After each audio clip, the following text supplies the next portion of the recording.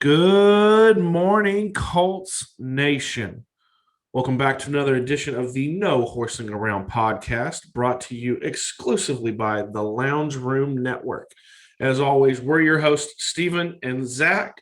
And on today's episode, for lack of a better term, we're kind of just going to cover the hot topics. What's going on right now? We've got a lot of information coming in about the left tackle position. We got the rookies in minicamp starting as of the recording of this today. And then, as always, we've got Twitter questions. Me and Zach always ask you guys to please rate, review, subscribe, and share. So let's just jump right in, man. Obviously the big news coming out of the draft, coming out of what we talked about last time, is the left tackle position. And I think you said it best last time. You felt like something was brewing a little bit, and Ballard may have had a couple of things in his back pocket, and it kind of looks like he might. Yeah, man. You got to feel like Ballard is always kind of calculated and always has a plan A, plan B, and plan C. And like we mentioned on that last podcast, I mean, you just had a hard time believing with them not making any effort towards going with that left tackle position. I mean, they've got to have something going on. Then news kind of breaks out that Eric Fisher's coming to town. And then I feel like it's almost kind of like a gift from the football gods that Leno gets cut the next day after the draft. So you've got two really solid, not left tackles, Stephen, that you would normally have on the market this late in the season. So you've got two really viable options. You've got a guy who he's familiar with in Eric Fisher. He was there when they were drafted number 1 out there in KC. And then you've got a guy that Strasser's familiar with out of Chicago and Leno, so you've got two really good options. Fisher obviously coming off the injury. That would be one of my hangups on that. I think I probably sway a little more towards Leno just because of the injury.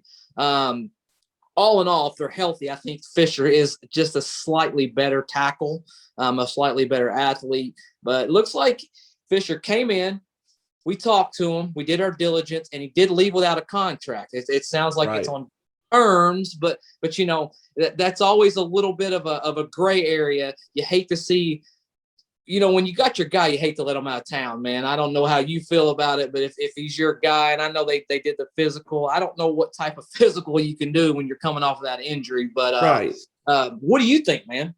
I mean, it's interesting you bring it up too, because we've seen these reports come out that say, like, pending him passing the physical, he's not going to pass a physical, depending on what it is, because he just tore his Achilles in January.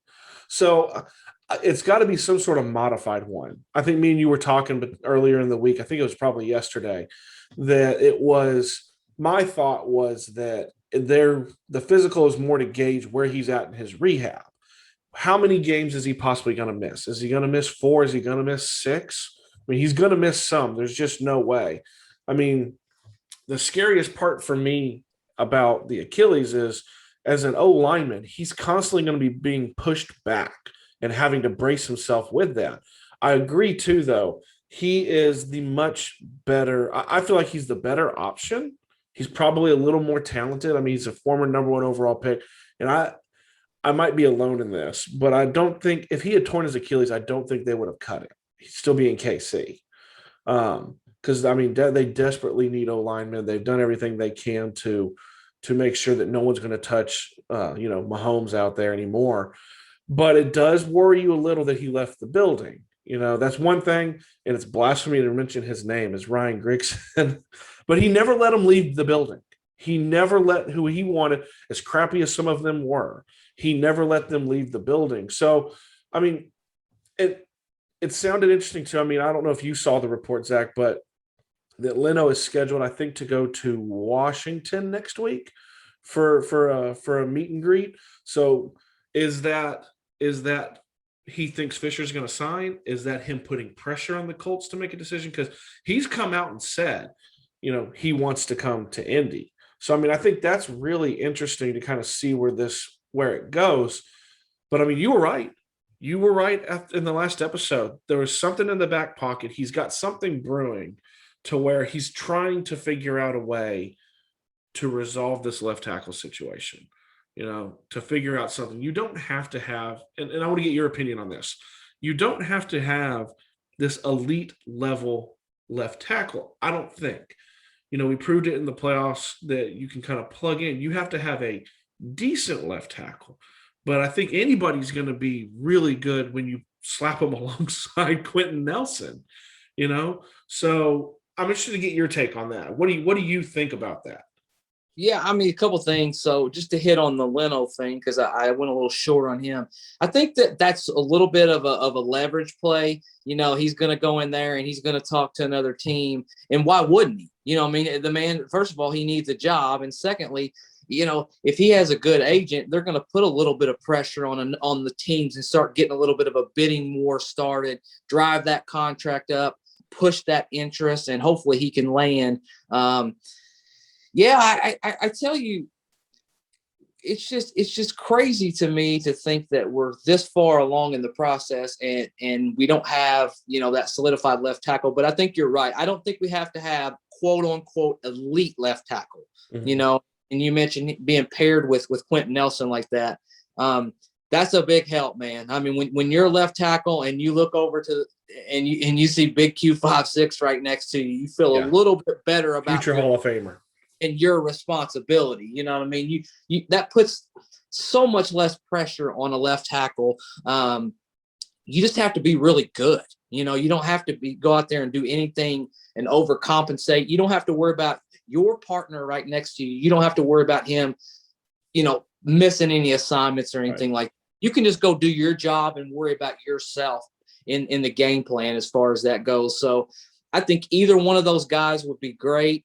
If we come out of this whole off season and we don't sign one of these left tackles, in my opinion, that's a black. That's what I was getting ready to ask you. I wanted to hear what you were going to say. If we come up blank, you can't do that. I don't care. We can spin it any way we want to in the media. We can say, look, we got some good young people. We believe in Sam Tevi. I'm going to tell you right now, if Sam Tevi is your starting left tackle week 1, minus the caveat of, say, we bring in Eric Fisher and he can't play those first few weeks. If he is your locked in, you are going with him as your true number 1 left tackle. You have a liability on the left side. I assure you. I've seen in the past. He's a liability. I mean, he really is. And I just don't think that when it's all said and done, I think one of these 2 guys will be a Colt. I don't know which one. Your guess is as good as mine, but I think one of 2 guys will be a Colt. Looks like Leno is going to get it done faster. So for me, my last point would be Ballard likes to move slow. So Fisher seems a little more his cup of tea. He likes to move slow, methodical, think things out, play things to his advantage, get a really good deal with Fisher. What does Fisher want? Does he want a 1-year deal? Does he want a 2-year deal? So what would you do if you were Fisher? Would you do a 1-year, I'm going to bet on myself, or do you want your last chance to try to cash something in, guaranteed money right off? I mean, it's funny because as a fan, me and you were talking last time. I want like a 2-year because I don't want to be worried about this again.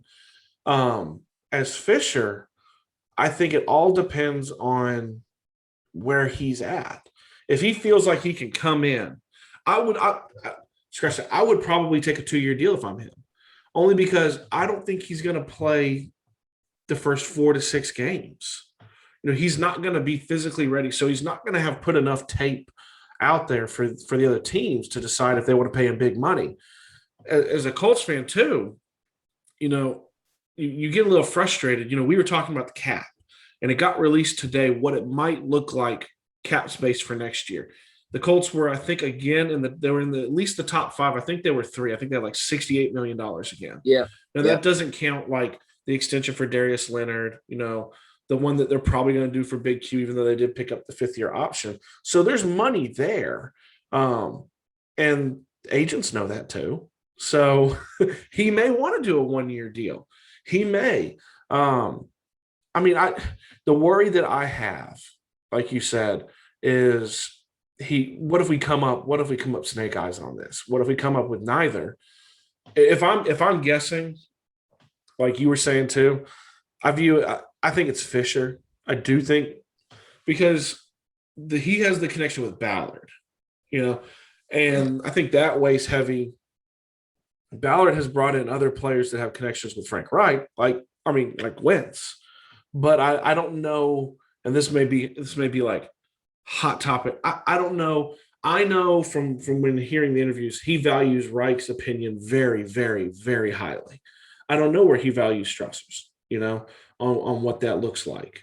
And ultimately, it's Ballard's decision. He would have walked away from Wentz if he hadn't got a good deal. So I'm with you. I think I would like it. I think me and you were joking, saying we were hoping that the news would have broken before we recorded this, just so we could kind of dissect who's there and what we think. Obviously, it's not taken place yet. So the other news the news that's starting to seep out again, just a touch, is Zach Ertz again. It is looking like Howie Roseman, who, in my humble opinion, has played this offseason horribly. He had a decent draft, but just horrendously. And he's going to have to let him walk. It looks like a June 1st cut. And so people are obviously making the connection to Indy with Reich, with Wentz. I've listened to a lot of other people talk about it. I listened to my boy Rashad and Michael today, and they both love the idea. I don't know where I sit. I want to hear what you think and then kind of play off of that. I'm not sure where I'm at with it. Yeah, so for me, I like the idea. I don't love it, Stephen. So I like the idea, especially if it's a short 1 or 2 year deal. I don't like any type of a long-term commitment, but nothing about Chris Ballard to me screams, I'm going to go all in and give this guy a mega contract. Right. But when we look at Zach Ertz and we know his skill set when he's healthy, and that's a big if, when he's healthy, that's been a little bit of an issue. He's been a very, very productive guy. And I think one thing that would be super nice is just for Carson Wentz to have a little bit of a familiar face, a guy who he knows where he's going to be on the field in all of these different positions and all of these different scenarios. So to go out and get him kind of a security blanket, I kind of hate that term, to be honest with you, but I mean, right. It's real, it exists in the NFL. And to be honest, Frank Reich knows Zach Ertz. They all know him. There's a lot of parallels. I think for the money, and if it's the right situation, I'd go in for a 1 or 2 year deal with Ertz. I think that they would like to get a deal kind of like we talked about Ebron on the last podcast, where you got a guy who's a multi-year deal, not just a 1 year patchwork type of deal. And man, I mean, you got Ertz, and then you got Granson. I mean, 2 really good athletes, wide receivers. My only question would be then, how does Jack Doyle fit in the play? I know you kind of had a little bit of prediction that Doyle might be, kind of a surprise. Yeah. It's kind of a surprise cut. I think in that scenario, that actually helps Jack Doyle, because you got to have a guy who can block now. I know you have Mo Alley, but I think I still like Jack Doyle blocking even more than Mo Alley, because he's just a really, really reliable guy in the run game, and he can still catch the football. I think in the right situation, Jack gives you a few first downs in the game. He's definitely getting older, but he's been a pretty consistent guy for us. But for me, Ertz is good. As long as it's a 2 year deal, 1 year deal, whatever. I'm good with Ertz, and I think Ertz actually helps Carson Wentz feel a little more comfortable, getting going here in Indy. And that's all we want. We want to put him in the best possible position to thrive, so he can get that confidence level back up again, and he's not having to force things. I think any quarterback who's running for their life, it changes the whole dynamic. I don't care who you are. I don't care how good you are. When you're getting sacked all the time, it changes your mindset, and it just makes things different. So let's hope that they rectify the left tackle position. I kind of want them to stay there. I don't want them to veer off of that left tackle. I'd rather see address the left tackle than possibly Ertz. But I think it could be a good fit, man. What do you think? Yeah, I mean, I'm with you. I'm with you on the left tackle position too, because as you were talking about it, my thought immediately runs to how many times Carson Wentz got sacked over 50 times last year and didn't even start all the games, and we saw what it did to him. He's coming here. Yes, it's an elite O line, but yes, Costanzo's retired, so it's like you said, it doesn't matter. And I said it last time too about Burrow was you can be an elite quarterback all you want. You're not going to make those throws from your backside, So I hope they stay focused on that. My initial hesitancy, and it's going to sound stupid, was is there enough balls to go around? Is there enough because you've got Pittman, Pascal, Paris Campbell, you've got Jack Doyle, now you've got Grayson, you've got Mo Alley Cox, you've got a lot of, and then in the backfield, you have Naheem, you have Jonathan Taylor, you have Jordan Wilkins still, you have Marlon Mack, you have all these players. Is there enough? And then I thought to myself, is that stupid to think that way? Because why would you not want to continue to accumulate talent and just stockpile it? And he does have a really strong connection, not only on the field, I think they have a really strong friendship off the field too. So I'm sure that would help too. I'm with you though on the contract size. 1 to 2 years, not big money. See what you can get him. I mean, obviously they weren't going to trade picks for him. That was the big rumor. Trading the picks. They should have just I heard this earlier. They should have just included him in the darn Carson Wentz trade, and then it all been done.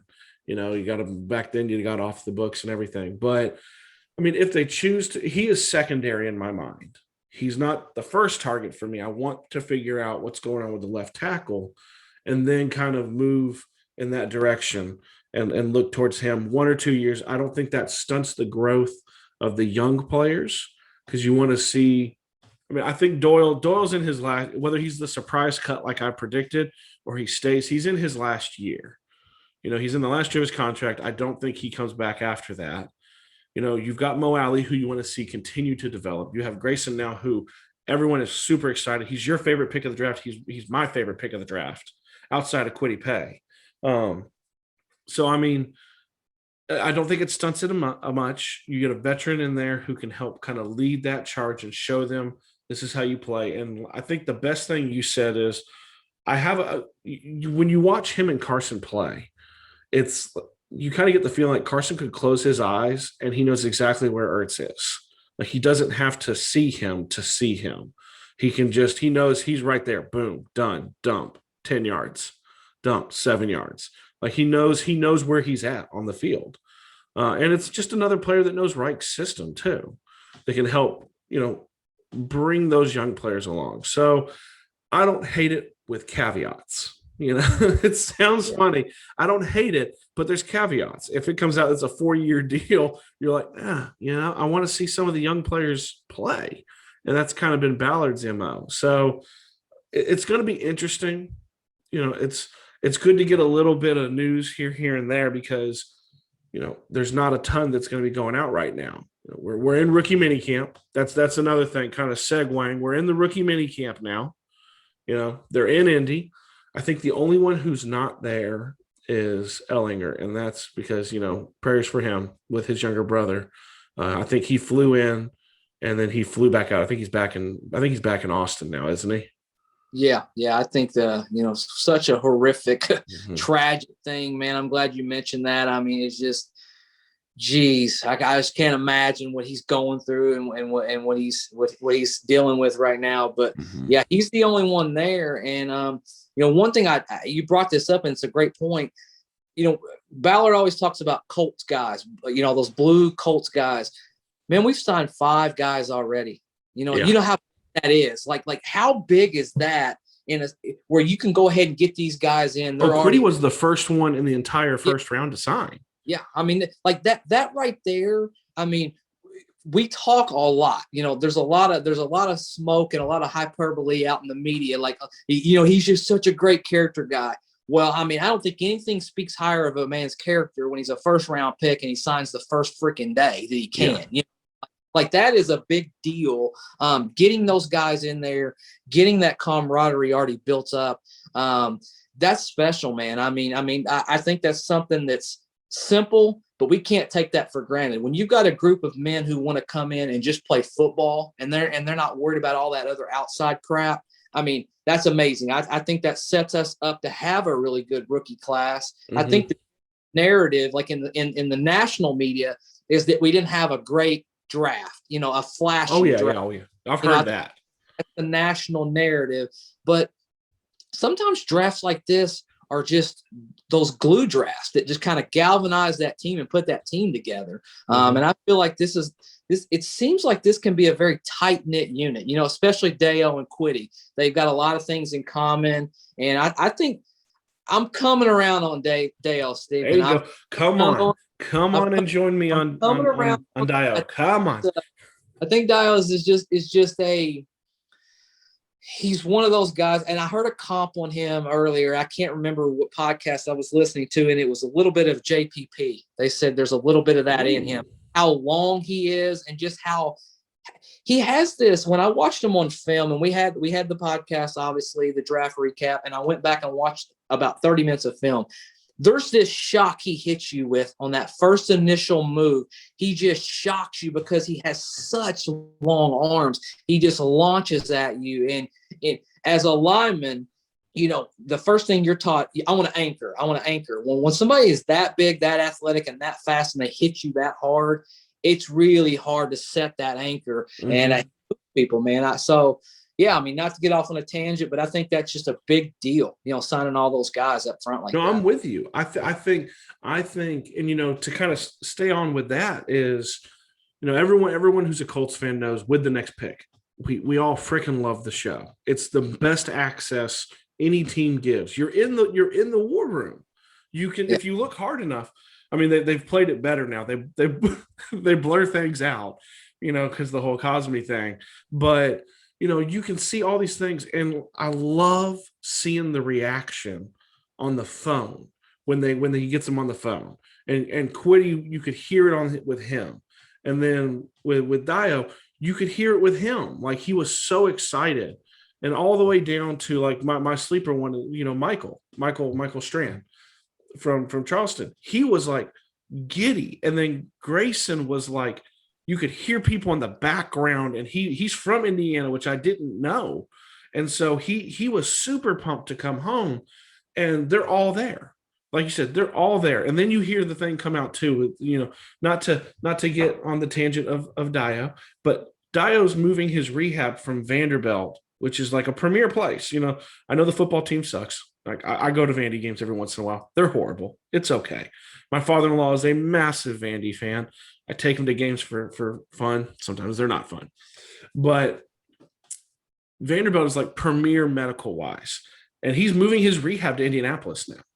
Like, he's up there. That's where he's going to do his predominant rehab for his Achilles. And he's targeting to play this year. He very much feels that he can. I thought that was interesting stuff too, with the rookies in there and them getting their first little taste of the media and hearing some of them talk. You hear that from Dio, you hear the stuff from Quiddy Pay, and then for me, it's like you hear the stuff from Michael Strand, where it came out that he was re-recruited after his second year by bigger schools, by Division I schools, and he didn't want to leave out of loyalty to the program that they gave it to him. Which, like you said, I think these are blue card guys. These are Colts guys. When you hear them speak, when you hear how they feel about the game. And I know you had some hesitation with Quiddy just in regards to like his top end level, but at the same time, when you hear those things and you see those things, I know you're on the same page as me. Is you can't question his desire and his motor and what he's going to bring. And like you said too, when you watch that behind the scenes stuff and you see him in Irsay's office on the phone with Dwight Freeney, and Freeney's like, "Hey, I'm not playing right now. You need something, you call me, I will help." And he says that to Dio too. Like, it's going to be really interesting. I do agree. I think because of the two positions, the two D linemen taken in the first two rounds, I think they're going to be really tight. I think I could see them, if it was a different age and time, rooming together at training camp and things like that. They're going to be really, really tight, I think. Yeah, I agree 100%. I mean, it seems like that there's just a common bond with those two guys. And I just feel like that something special could come about that, and we talked about it in the last podcast. And I think it's a little bit of an indictment on the current edge rushing, the unit, our depth chart that we have right now. Komoko Ture was playing out of his mind the day. I was going to ask you about him. I wanted to get your opinion. The game he got hurt in KC, last play of the game. I mean, come on. But when you're a player, Stephen, and you are so dependent on that speed and that burst, that's your calling card, and you have that type of injury, sometimes you can't come back from that, man. I mean, you just can't. That's Do you think he can, Zach? Do you think he can? Because he had another surgery to clean more up. Yeah. So, I mean, it scares me. I love Komoko Ture. I loved his flashes. But do you think he can actually – I'm really worried. I'm really worried that he's not going to come back. Yeah, I don't think the Colts are sold on him. The Colts don't draft two edge rushers in this class if they're sold on Komoko Ture. I don't think they've given up on him, but I mean, he blew his whole ankle up. I mean, it was just a really bad injury. And the thing about Komoko is he's a liability in the run game. If he can't rush the quarterback, Komoko Ture can't help the Indianapolis. Well, he's not a three-down lineman. Yeah, he's not a three-down lineman. He's the total opposite of what Kwity Paye is. Like Kwity Paye and him are the total opposites. Mm-hmm. So I don't know that I feel like that he can come back from it. I'm rooting for him, man, because I think he is a really cool dude. I think he works hard. I think he wants to be great, and I think he was just right there on the cusp of turning that dial, and then all of a sudden, that last play of the game, injury happens like that. And then that might have changed his career. I don't know. I don't think the Colts have completely closed the door on him, but I think this is definitely make or break. He's in a contract year. Mm-hmm. Obviously, come out and try to give it his best.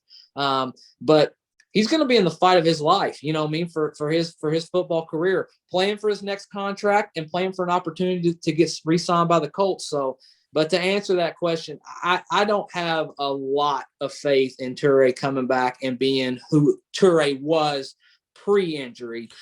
That's just my personal opinion. Well, and when you think about it too, like you were saying, he's so dependent on speed, but also he's not, he was never fully healthy this year. Like we've come to find that out. He got in there and he was not fully healthy. And I feel bad for him too, because the lasting image of last year is the offsides play that was probably the dumbest play you've ever seen, but it's encapsulated him for some reason. Terrible. But it's kind of, oh God, cried. I was so mad. But the other part too with him is snaps again. Where are the snaps coming from? Because you have him, you have Kwity, and you got to assume that those are probably your two ends, and you got Al-Qadim Muhammad, you have Ben Banogu who's out there who God only knows what's going on with him, and now you have Dio who will eventually plug in there on the line. There's just where are the snaps coming from? He's got to play to improve.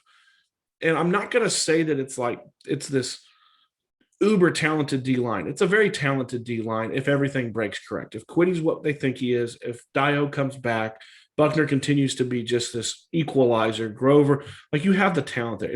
I will say it's a very deep position. It's a very deep unit. And you just wonder, can he get enough snaps? Can he get enough play time? Because if he's not playing well, they're, boom, plug in. Your snaps are going somewhere else, man. He's not gonna wait. Ballard's not gonna wait. He's not bashful about saying he was wrong in regards to players.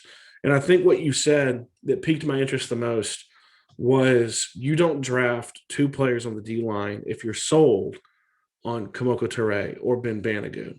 You don't do that. I mean, I mentioned it last week. You see, they're giving, in my mind, Rock one more chance. They drafted no corners, and that was a position we all felt they needed to draft. So, I mean, it's going to be really interesting to see where he is. You do feel bad because he flashed and he looked great. And then just such a freak injury, man. Just such a freak thing that it's gonna alter his career more than likely in some way, shape, or form. Yeah. So okay, so we you've got that group. Let's kind of pivot to another part of the rookie class, is what we kind of feel about where we're looking with the players a little bit. Like what kind of contribution do we think they're going to be able to make this year? It's kind of tough. I think you've got some players who can make immediate impact. And it's kind of funny because it's totally the first round pick, but it's probably not the second round pick. But then you totally that fourth round pick is going to have a huge impact, I think. So, I mean, and it's kind of funny. I do think there's a decent possibility that the seventh round pick, you've heard me talk about him with Michael Strand. I think he has some sort of impact. He's a developmental player, 100%. I mean, you even heard it on the with the next pick call that Ballard told him, you got a lot of work to do. I'm excited, but you got a lot of work to do. So he's there. He's a matchup nightmare if he can ever figure out what he's doing. But what are you thinking, man? I'm really interested to hear what you think Kwity Paye is going to do in his first year too. Yeah, so we'll just start at the top and then we'll work our way back since you mentioned Kwity. In my opinion, week one, the dynamic of this draft is going to be so different because of injuries and depth and all of that stuff and just figuring things out. Kwity Paye is locked in week one. He is a starter. You draft him in the first round. I think you mentioned that next pick.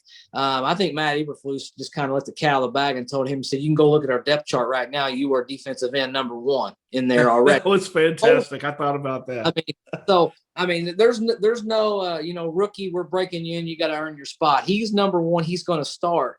Now, then when you go down the line, a lot of these guys, Deo is not going to start week one. I don't think they're going to rush him back. Every player wants to come back, but I think Ballard's going to say, listen, we're going to sit you out for at least a few weeks, until you get your body 100% right. We don't want to end this before it even begins. But that's a guy week one that's not even going to be in the lineup. Week 6 could get his first time action. Week 17 could have his first start. You know what I mean? Like this season could progress so crazy. And I think the same thing with Grayson. I think Grayson may not start week one, but as the season goes, and that depends on, we mentioned Zach Ertz earlier, that just where he factors in on that depth chart, he's going to play a lot of football and contribute. The other guys are all going to be either core special teams, backups. I think Davis makes the team. I think he really does. I think they like his physicality. I don't think that Davis will start. Even injury-wise, I'm not sure he starts over, Odom or anybody like that. Yeah. He's a good, solid depth signing. I think the one guy, if I had to say one guy on this team that we drafted that might not make the cut is Will Fries. I think Fries is the one O lineman. Yeah, I don't probably ends up making. I think we're actually pretty good. It's odd. We're good at guard, but we're not good at tackle, and we drafted a guard. You know what I mean? Like why not in that instance throw a dart at a small school guy who's a tackle? Right. And at least have a little. But anyways, that's neither here nor there. I mentioned on the last podcast, and I don't know how this tragedy of Ehlinger changes, his football mentality. I think he makes the football team. I really do. I think he's that committed. He's that type of guy. I think Frank Reich is going to love him, his work ethic, his film room study, his practice habits. I think he makes the team. So really, and then your favorite guy out of Charleston, I think he's probably going to be a practice squad stash this year. Mm-hmm. I don't think that he makes the team. I know last year we went with 6 wide receivers. Some years we go with 5, depending on where we need to cut players. I think he's a practice room stash. But impact wise, I think Deo Quiddy, I think, Grayson, they can all contribute this year in some way, in some capacity. And I think Pay has, obviously, he's our number one pick, has the best chance to produce and be special. And you watch those edge guys. And one thing I've always noticed, even with the good edge guys, it always takes them about 4, 5, 6, 7 weeks to get their footing in the NFL. Mm-hmm. They're so used to being so much better of an athlete of who's opposed to them that they rely on that a little bit. And then when they get in a real NFL game and they realize, oh my gosh, like I'm going up against, an elite left tackle, me just being an athlete's not good enough. Like I'm going to have to technique and skill and scheme and all of this good stuff and just learning the game. But I like Kwity Paye's effort. And I think because of that, he's active and his stats may not show up and may not look great. You may see a game where his stat board is just almost blank, but he was still so active. He was getting hurries, applying pressure. And one thing that I heard a few days ago, I was reading an article. I think they would like to, in a perfect world this year, get to a healthy point where they can create this little NASCAR package where they have Kwity and they have Kamoko on the outside. They got D-Buck in there, and then they slide Dio on the inside as well, just on all rushing downs, creating this little just an absolute nightmare. With that right there, those 4 guys, you don't have to blitz. You don't have to send any extra people off the edge. And, I mean, can you imagine 3rd and 12, game on the line, and you got those 4 guys lining up against you, coming at you and just hunting for the game? Like that. Oh. I don't know that you can get a better situation than that right there. You got 4 guys who can literally move people off their spot, and they're all good athletes in their own right. Oh, I mean, I'm telling you, I think I looked it up. That package that you just mentioned, I think all guys are sub 4.6. Yeah, on their fours for D linemen, and then you've got D-Buck, who just throws people like rag dolls. Dio does that at Vandy, but like you said, I think that's the change. That's the change. You got to realize you're not really going to be able to do that in the NFL often unless you're Aaron Donald. Aaron Donald is just otherworldly, looking like a tight end running around in a D lineman's body. It's insane. But I mean, that would be awesome, man. Just to picture that. I mean, I agree with you. It's going to be really interesting to see kind of what happens with the picks this year, because you're right. You've got 3 ones who could make an impact at some point this season. There's just not a lot. You get, and that's due partially to the fact that we didn't have a lot of picks. You didn't have a lot of picks. You didn't have a 3rd round pick. 3rd round tends to be where Ballard is like money in the bank, and we didn't have that this year. So, I mean, that changes a little bit too. You did draft an injured player who's working his way back. So that changes it too. So, I mean, I think Quity's going to have a really good year. Do I think he's like up there with defensive rookie of the year? I don't know. I don't know yet. I'd love to think he will be. But I have no idea. We don't know till we see him on the field, till we see him getting some snaps, God willing, see some preseason games this year to see how these guys are going to look. I think me and you are on the same page that probably the one that we're most excited about is Grayson. Like I'm excited to see what he does, because I view him as someone who has potential to have immediate impact like Kwity. I don't know what that looks like. I think that they're going to build, to hear Reich talk about him, they're going to build packages for him so he can get in the game. I mean, as much as I like Strand, he don't even know the full route tree yet. He is most definitely a practice squad stash. He is someone I told you last time, I told the listeners last time, I liked the pick because you can never be too deep at wide receiver when you're an Indianapolis Colt. I feel like it's like PTSD a little bit with 2 years ago when they were just dropping like flies, the wide receivers were.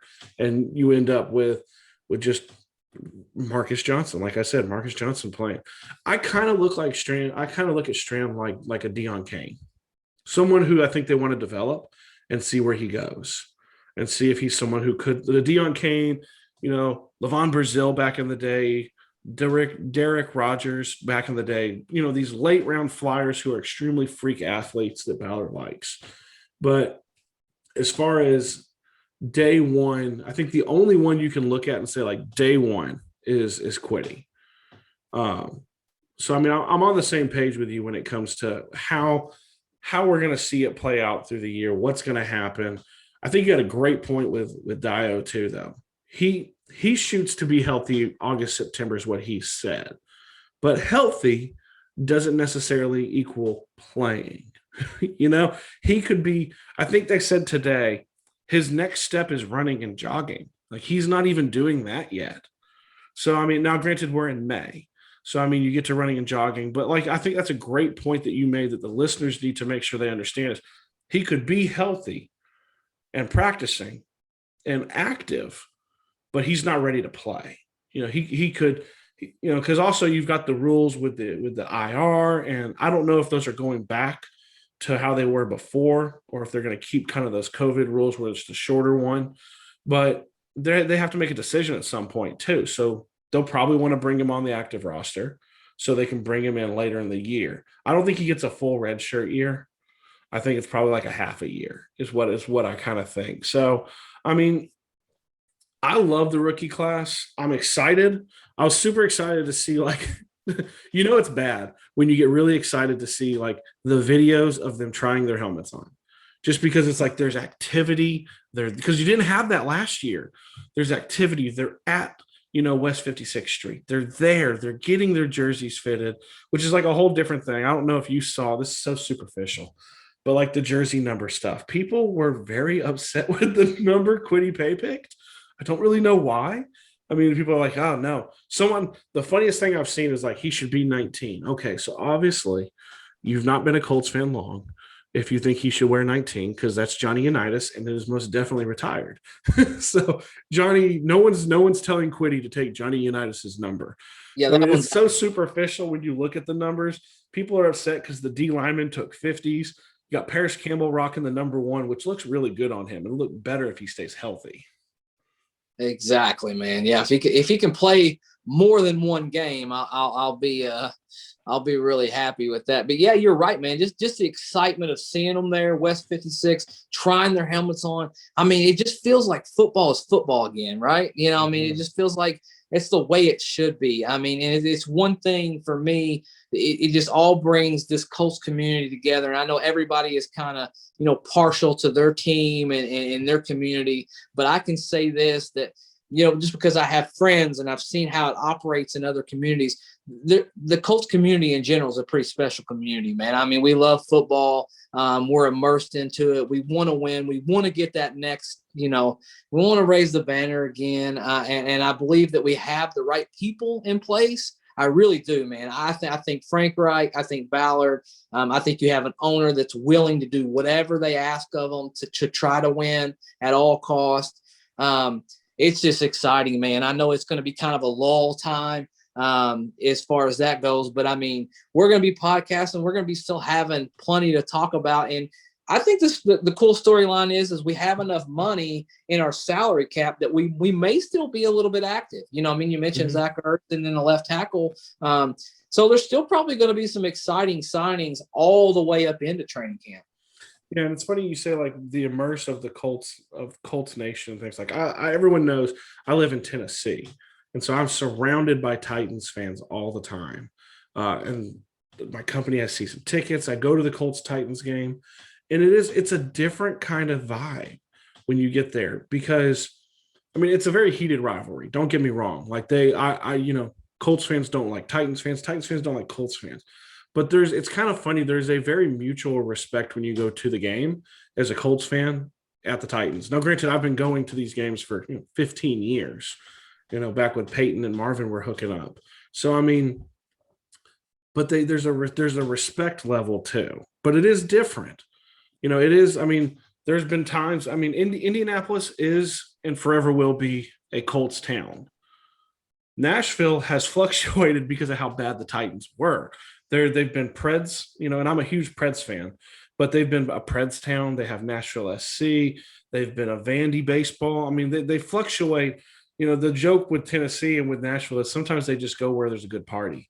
So depending on who's winning and who's a good party, hey, that's where we shift to, man. When the Colts are different than that. So, I mean, so as we talk about the rookie class, you guys, if you want, I mean, they've released the numbers now. So go into the link tree because, you know, we are sponsored by Fanatics. Hit the link for the Fanatics and go buy yourself a Quiddy Pay jersey. Go buy yourself a Deo jersey. I love him. Don't buy a Michael Strand jersey because I don't know if he's going to make the team. So you don't want to buy a player that you're not sure. Don't buy a Freeze jersey. Don't buy those because we don't think he's going to make the team. Or if you just want a Wentz jersey, go pick one up. So I mean, just go ahead and do that. So to kind of like we want to also hit on, as we always do, social media sessions, social media questions. We put the ask out all the time. You guys are great. And we're going to kind of hit on a couple again today. I got some really interesting ones. So I got one from Lucas inside. I kind of created a little chat for us. Just, you know, and I brought in like Cody and Derek from Bring the Juice. We have Lawrence in there, who's amazing. Just people who just want to talk about the Colts. And I asked him there for some questions. And Lucas wrote, what are our receiver room's upsides and downsides? And who do you think will make the 53-man roster in the receiver room? I think that's a great question. I'm going to let you go first because that's a tough one. I think the upside would be that we have pretty solid continuity. I mean, everybody there has been there, right? So, I mean, you don't have to worry about, you know, a lot of new faces and all that stuff. Minus, you mentioned, you know, Stratton and a little bit earlier who may or may not make the team. I think, I mean, obviously Ty is a lock. Pascal's going to probably make the football team. They just love this guy's work ethic. He's tender. Paris, if he can stay healthy, obviously is going to be on the team. Pittman Jr. So we got Hilton, Pascal, Paris, Pittman Jr. I think Desmond Patman can possibly make the team. I think he's a guy who, you know, they rostered him last year. He just never got on the field. You know, he was never active. He just wasn't. He was just a healthy scratch. Well, they said, I think, didn't they say with him that part of that was coming out of Washington State? He didn't know the full route tree either. Yeah, he needed to learn how to run all the routes because he never was required to at Washington State. Yeah, I mean, I think that he could potentially make the team. I mean, and then it's kind of wide open.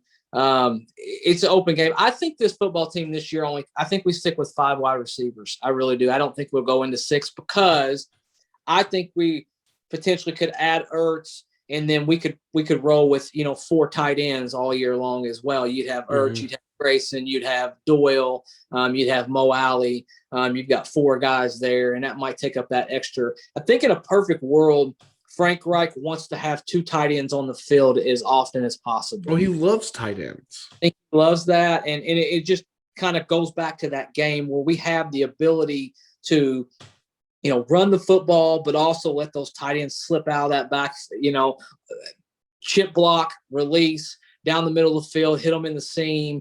I think that's in a perfect world. Reich wants to get back to that situation where he can have 2 tight ends. So I'm going to go with 5, and I think we're solid. I mean, when we're talking about Ty, Pittman, Paris Campbell, and Pascal, I mean, those 4 are locks. You know, I think those 4 make the football team. That 5th spot is wide open. Patman is a guy I would throw out there. But what do you think, man? I mean, that 5 and that possible 6th spot, what do you think, Steven, as far as that goes? I mean, I can't argue with the 4 you have. You know, you can't argue with that. Those are as much of a lock as you can possibly have. It's going to be a battle for the 5th. It really is. And you know, we're talking too about, you got Patman and but then you also have Doolin, who they love because of his special teams. They like the ability for that 5th receiver who's going to hardly see the field to be able to do something else. But at what point, I think me and you talked about this, at what point do you not give a shit about the fact that he can play special teams and you just want another player on the field that can catch the ball? So, I mean, I like Patman. I I like Michael Harris a lot too. I like Yeah. that little gadget player. Uh, it's going to be a battle, man. Like that's going to be a really interesting thing to watch. It's going to be really interesting to see who comes out, if anybody does come out on that fifth receiver spot. Here's a piggyback question for you. Who's the number one wide receiver? Who's wide receiver number one? If you draw up the play and you're the Titans and you're going out to play the Colts, who's the receiver you looking at? I got to take him away.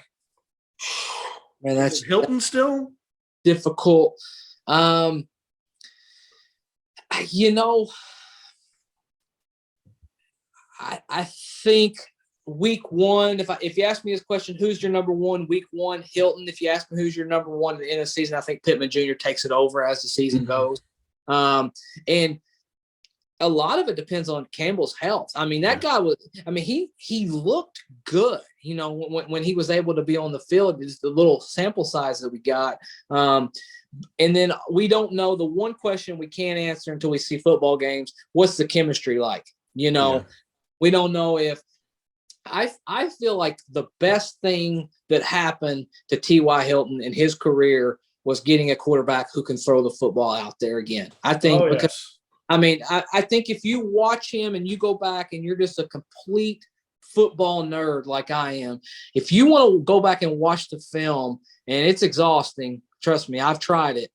He had so many routes last year that he won that Phillip Rivers just could not get Rivers just could not throw the ball out 50 or 60 yards to him. Just he won those routes. And at the end of the season, I think Rivers kind of came down to this. He said, I'm going to throw it up there, and I know I can't really get it to him, but I'm going to get him to draw pass interference if nothing else. And he did it a bunch at the end of the season, actually. So I think there's still some juice in the tank for T.Y., and the door's not shut on him. I don't think at all. I think the best thing that happened to T.Y., and I think T.Y. knows that, T.Y.'s got to have a quarterback that can throw the football out there deep, but just as important, it's got to be an accurate quarterback. That's why Jacoby Brissett never translated so well with T.Y. because he couldn't hit him in stride. You talking about Jacoby because I have my Jacoby shirt on? Yeah, man. You wear that. I was just gonna let that go, but you brought that. Hey, man, when he was QB1, you had to support him. Exactly. I'm with you on that. Like, if you look back, his numbers took a dip, and you hear them talk to, like, he had a very special relationship with Andrew Luck, but you hear them talk too outside of it is Andrew Luck could close his eyes and just throw the ball, and he knew T.Y. was going to get under it, and he needs that. Like you said, you had the accuracy with Rivers, but not the arm strength. It looked like he shot putting the ball down the field sometimes. And then with Jacoby, you have just, he had a cannon for an arm, but he was not accurate. And I think that's why you saw the dip the last 2 years for T.Y. I mean, breaking it down, I think that Pittman becomes the number one receiver throughout the year. The biggest wild card, like you said, is Paris Campbell. I mean, when he plays, he looks good. He had great chemistry with Phillip Rivers. Now, that's a whole different question is, with him rehabbing, I think he's one of the few that has not had a chance to throw with Carson yet. I know Carson's really thrown with almost everybody, I think, at this point. I mean, I think they even put out one thing. He threw it to Michael Harris. So, I mean, he's thrown with everybody. I don't know if he's thrown with Paris Campbell yet.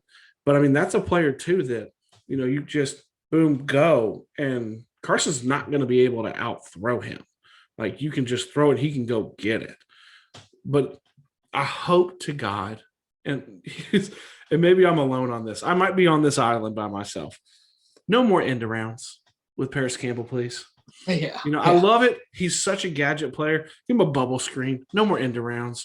He's just got this freak fluky injury history. And I'm glad. I mean, that's how they look at it. They look at it like it's this fluke of, these injuries that they're not. I mean, he broke his hand. Who breaks their hand? And he broke his foot and he played. And then last year, it's just such a freak weird thing when the helmet hits the knee. So obviously that was a great question because we got to talk a lot about it. So I'm gonna do one more. We're only gonna do a couple of questions today, but this one, so it's a weird question. It's not really related to positions, but I'm super curious to kind of get yours. So this comes from Howard Murphy III. and excuse me, he mentions the whole black jerseys thing. When everything kind of broke, every once in a while we got to go a little superficial. Um, and when we redid the word font and they redid the jerseys a little bit with the numbers, obviously Kenny Schefter, Kenny Moore put out the picture of the all black jerseys, and people went ape. Like they could not, they loved them. You either loved them or you hated them. I'm interested to kind of see, as a Colts fan who's been a Colts fan as long as I have, longer, what would you think? Like if they did a one-off jersey every once in a while that was something like that. Is that something that you would want? Is that something that Colts fans, you have the pulse more than I do because you're in Indy. Is that something that they would want? I think it's cool. You mentioned me being in Indy, and we're big in basketball too here in Indiana. And they have those hickory jerseys that they wear every once in a while. It's super cool. As a fan, I think it's always cool to just kind of change it up. I'm a blue and white guy. I always have, just because that's my team colors. So me personally, just personal choice, I'm not going to wear a black jersey. I like the blue and white colors better, but I do like the idea of just giving the fans a little different look. And, if you want to pick one game a year when you go out there and say, hey, we're going to switch it up, man. We're going to play in a primetime game and we want to wear these different jerseys. I think it's cool. I mean, I think it's good for the fans. It gives them a different look. And you don't go through the same monotonous, just a simple blue and white. So for me personally, I'm with it, man. I mean, I'm 100% in, and I'd like to see them give it a shot, honestly. Yeah, I mean, I'm with you too. So I mean, I'm a traditionalist, man. I am. I'm a traditionalist at heart. I love being able to turn on a football game and be able to tell who's playing. Like if it's Alabama versus UT, I know who's playing, because the jerseys don't change. And I know what the Colts look like. The Colts have one of the most iconic helmets, one of the most iconic uniforms in all of sports. That being said, NFL did do like the whole color rush thing. You did the all blue. You did the all blue again last year. Why not? Why not? It's sometimes, I mean, so I have, like, sidetrack, I have a 16-year-old nephew who is a huge big time football player. Shout out to him. It's Hunter Burton. He plays for a local school here in Tennessee. It's one of the powerhouse schools here. And when he's talking about, he's a rising sophomore, and when he's talking about being recruited and things like that, he talks about jerseys. I don't get it. He talks about like the jerseys and the helmets. He loves that stuff, and that sways him. So sometimes you just got to throw a bone, to the younger crowd, and you toss it out there. And if the players, obviously the players, you look good, you feel good, you play good. So you want them to not feel like they're running around in something that's ugly.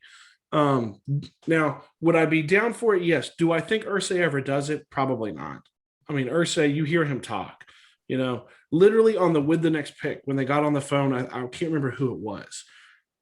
Reich said, you are wearing one of the most iconic helmets in all of football. Like, that was his words.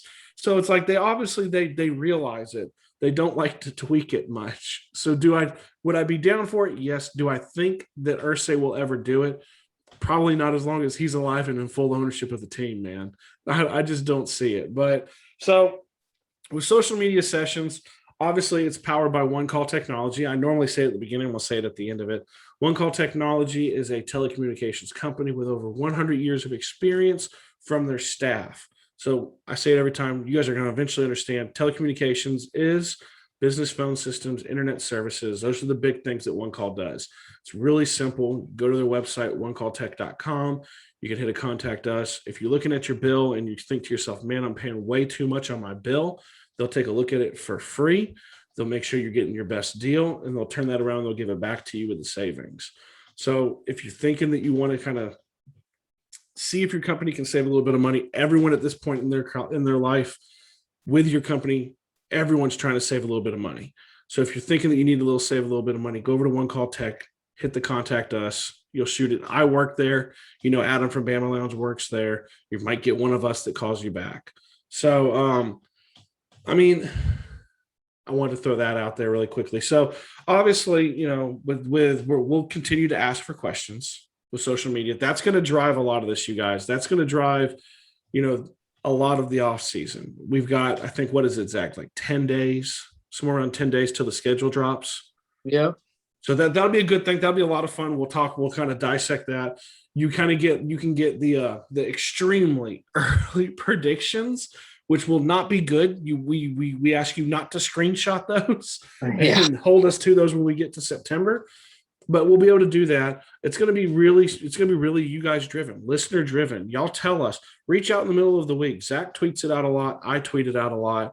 Obviously, remember too, you find me at Stephen Burton 86. Zach is at Colt Nation 365. So and he puts out questions all the time. I put it out all the time. Tell us what you want us to talk about. I mean, we're a fan driven show for the most part. We'll hit on what you guys want to talk about. So, I mean, obviously, too, it's super important. Rate, review, subscribe, share, go on. I told you guys last time, Apple is one of the most confusing things in the world right now. If you have Apple Podcasts and it is not follow, or it is follow, it is no longer subscribe. It's a little button at the top. Scroll down, hit the 5-star. Tell us you love us. Tell us if you don't. Zach says it all the time. That's okay, too. If you don't like what we're talking about, tell me. Tell me you want us to talk about something else. So, I mean, in the end, we're going to be driven by you guys at this point. We want as many questions as you guys can think of. The topics are going to start to come. We're really excited. So, I mean, just focus in. And Zach, what do you have something you want to tell them before we head out? Yeah, man. I just real quick just want to say thank you, for what feedback that we've gotten so far. I've had a lot of people reach out to me, old and new, just saying, hey, I like what you guys are doing. And like you mentioned earlier, I mean, this show is mainly driven by the fans. That's why we're here, because we are two fans. Just think about, Zach and Steven, at the end of the day, we're just two Colts fans using our voices to express our opinions, and we want to be involved with other Colts fans who like to express their opinions, and we want to have a completely interactive podcast, man. I mean, that's the biggest deal. One of the guys that Steven and I both look up to the most, Kevin Bowen, shout out Kevin Bowen. He is so good at being interactive with his fan base, and that's what we want to do. We want to model our podcast after that. We want to be the type of people that, if you have a question, don't feel like you're going to get lost, in the fray. We're going to try our best to answer it, and we're going to try our best to incorporate that into the podcast. And if you feel like, hey, you guys, I disagree with this point, that's perfect. That's what football is about. Mm-hmm. Saying, I think you were totally off on this thought or this opinion, and just reach out to us, man. We're excited. We have fun, and we just enjoy doing what we do, man. But as far as that goes, it's been a great show, and I think we'll look forward to doing that. Is it going to be Monday, Stephen? Yeah, we'll record.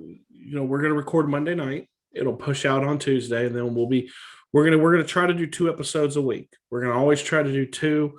There might be weeks that we don't. You guys will know when we're not going to. We'll let you know. I'll let you know. Zach will let you know if we're not going to be able to get a second one out. But we're going to try to push those out because, like he said too, like we're here for you guys. One of the coolest reviews I ever got is from a very loyal listener named Vinny Borelli. He's up in Canada. He's listened to me way back when I was Forged in Blue when I first started. And he let me know one of the coolest things for him was having something to listen to when he was stuck at home in Canada during the pandemic. And he was so grateful for it. So obviously that's kind of what we try to do. Those are the kind of reviews we love. That's what we love to hear. So I got nothing else, man. I think it's a great show. We're excited. We're going to talk to you guys on Monday. Same old from me. I love you. Zach loves you. We're out of here.